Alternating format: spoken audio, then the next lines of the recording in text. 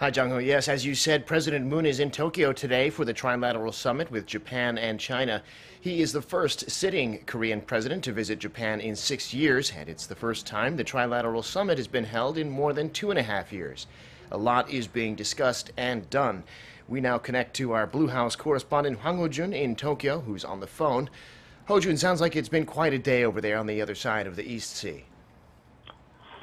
Devin, it was definitely the game of diplomacy today. Resuming the three-way talks for the first time since 2015, President Moon, Japanese Prime Minister Abe, and Chinese Premier Lee said they thoroughly discussed how the three countries can cooperate to deal with the North Korean issue while seeking the complete denuclearization of the Korean Peninsula and the establishment of lasting peace in the region. They welcomed the outcome of the recent inter-Korean summit and even adopted a special statement welcoming the Panmunjom Declaration. While the statement itself is yet to be revealed, it's likely they expressed hope for the success of the upcoming Pyongyang-Washington summit and pledged joint efforts so the success of the inter-Korean summit will lead to peace and stability in Northeast Asia. Of course, the focal point of each leader reflected a slightly different approach. Take a listen.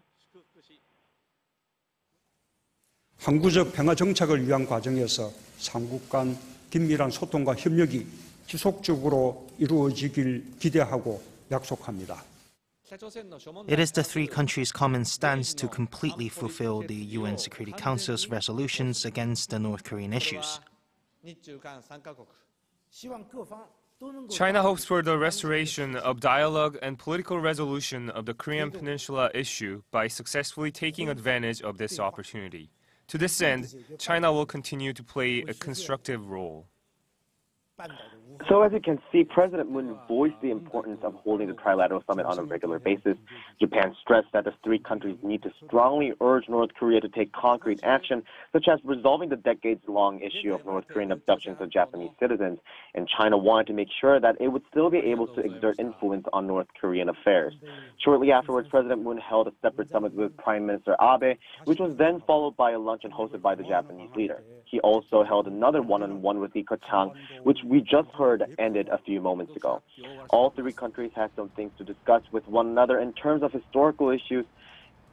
Devin? Right, Ho-jun, well, it does seem that, as usual, they do have historical issues to discuss, but it does seem that Pyongyang's engaging with other countries on the global stage is actually changing diplomacy in Asia. You're absolutely right, and that's why economic cooperation between the three countries was also mentioned today. The leaders noted the combined GDP of the three countries accounts for around 20% of the global economy, actually, and agreed that together they can accomplish anything. They also attended a business summit, encouraging business leaders from all three countries to do more together. President would stress the need for the three countries to jointly tackle trade protectionism and also call for joint efforts to conclude negotiations for the Regional Comprehensive Economic Partnership, or RCEP, a regional free trade pact involving South Korea, Japan, and China, as well as ASEAN nations. Devin?